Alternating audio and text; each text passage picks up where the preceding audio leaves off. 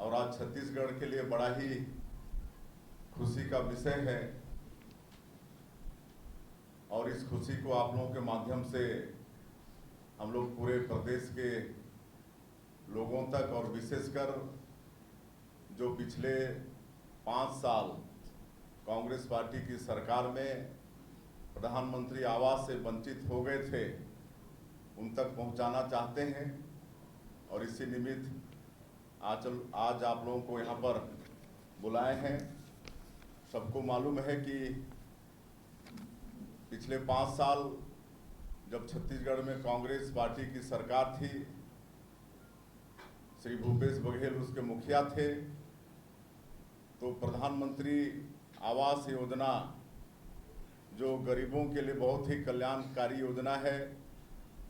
उनके सिर में छत देने का योजना है, जिसमें 18 लाख लोग वंचित हो गए थे। तत्कालीन सरकार राज्यांश जो 40% का रहता है वो इसीलिए जमा नहीं की कि योजना में प्रधानमंत्री शब्द जुड़ा था और कहीं ना कहीं इसका श्रेय भारतीय जनता पार्टी की सरकार को और नरेंद्र मोदी जी को चला जाता, इसलिए 18 लाख गरीब लोगों का हक छीना गया। और सबको मालूम है कि 2023 के विधानसभा चुनाव प्रचार के दौरान हमारे देश के यशस्वी प्रधानमंत्री नरेंद्र मोदी जी छत्तीसगढ़ की जनता से वादा किए थे कि इस बार भारतीय जनता पार्टी की सरकार बनेगी तो जो भी मुख्यमंत्री होगा वो मुख्यमंत्री सबसे पहला काम 18 लाख गरीबों का आवास स्वीकृत करने का करेगा। ये हमारे आदरणीय प्रधानमंत्री जी ने छत्तीसगढ़ की जनता से वादा किया था। मोदी की गारंटी में भी ये है और मुझे बताते हुए खुशी हो रही है कि 13 दिसंबर 2023 को हमारी सरकार शपथ ली और 14 दिसंबर 2023 को पहला कैबिनेट में ही हमारी सरकार ने 18 लाख प्रधानमंत्री आवास की स्वीकृति दे दी और जो 40% राशि राज्यांश होता है उसकी व्यवस्था हमारी सरकार ने कर ली। लेकिन ये आवास बनने में देरी इसलिए हुई कि उस वित्तीय वर्ष में जो केंद्रांश छत्तीसगढ़ का था, चूँकि प्रदेश की सरकार राज्यांश जमा नहीं की थी, इसलिए भारत सरकार ने उस पैसे को दूसरे राज्य में आवंटित कर दिया था। लेकिन जब नया वित्तीय वर्ष आया 2024 और 25 का, तो कल ही हमारे छत्तीसगढ़ के लिए कुल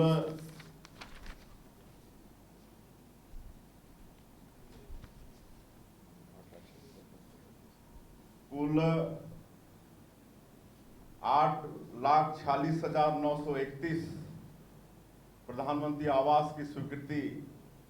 भारत सरकार से मिली है। और इसके लिए पूरे छत्तीसगढ़ के तरफ से, छत्तीसगढ़ के 3 करोड़ जनता के तरफ से और विशेषकर प्रधानमंत्री आवास से जो लाभान्वित होंगे सबके तरफ से हमारे देश के यशस्वी प्रधानमंत्री श्री नरेंद्र मोदी जी को बहुत बहुत उनको धन्यवाद करते हैं, उनको साधुवाद करते हैं। उन्होंने हमारे छत्तीसगढ़ को 8,46,931 प्रधानमंत्री आवास की स्वीकृति दी है। और हम लोगों ने 18 लाख प्रधानमंत्री आवास की बात की है, तो इसमें 8,46,931 की स्वीकृति तो मिली है और इसमें SCCC 2011 में से कितना है, 6 लाख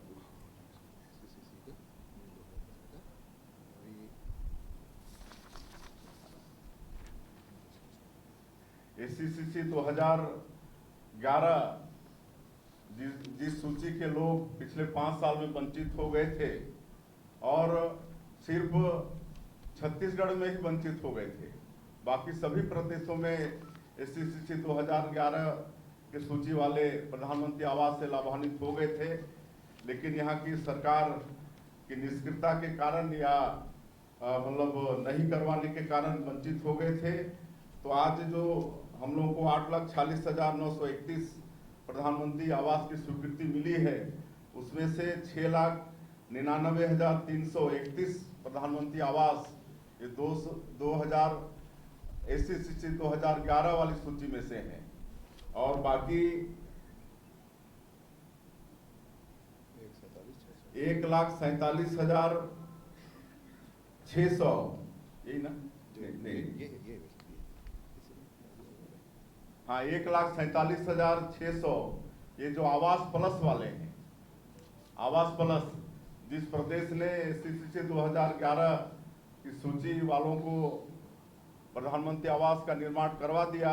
तो उनके यहाँ आवास प्लस भी शुरू हुआ। तो हमारे यहाँ तो SC 2011 के लोग ही लाभ नहीं ले पाए थे, तो आवास प्लस का तो प्रश्न ही नहीं उठता था। लेकिन आज एक साथ SC 2011 का 6,99,331 और उसके साथ ही साथ 1,47,600 ये आवास प्लस वाले हैं, जिनकी भी स्वीकृति छत्तीसगढ़ को मिली है। और बाकी PM जनमन योजना जो PBTG लोगों के लिए है, विशेष पिछड़ी अनुसूचित जनजाति के लोग जो राष्ट्रपति के दत्तक पुत्र कहे जाते हैं, जैसे कोरवा, बिरहोर, अबूझमाड़िया, पंडो, बैगा, इनके लिए जो PM जनमन योजना हमारे प्रधानमंत्री जी चला रहे हैं, उसमें 24,064 ये प्रधानमंत्री आवास बन रहा है, बहुत पूर्ण भी हो चुके हैं। और आप लोगों को ये भी हम बताना चाहेंगे कि पिछली कांग्रेस की सरकार ने जब विधानसभा का चुनाव आया तो एक प्रधानमंत्री आवास योजना का शुरुआत किया था, जिसमें 47,090 लोगों की स्वीकृति दी थी उन्होंने, और एक किस्त भी जारी किया था 25,000 का।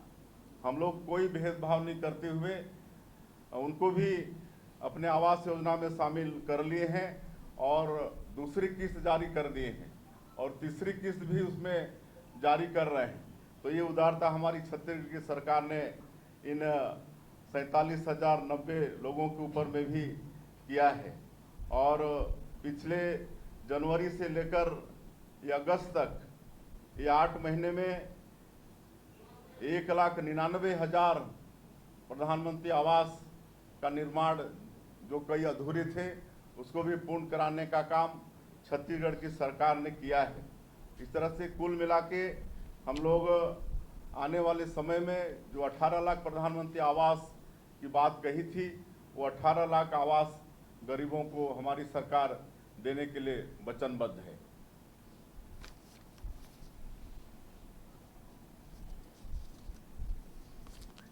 और जो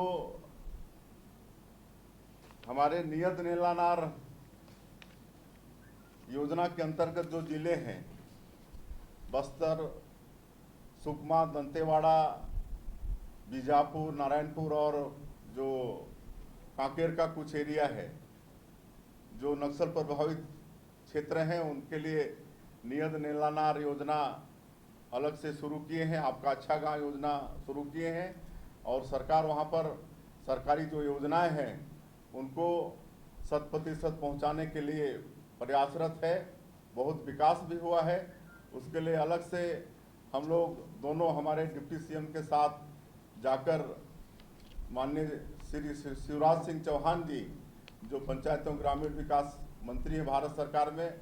उनसे निवेदन किए थे कि उनके लिए अलग से प्रधानमंत्री आवास आप दीजिए।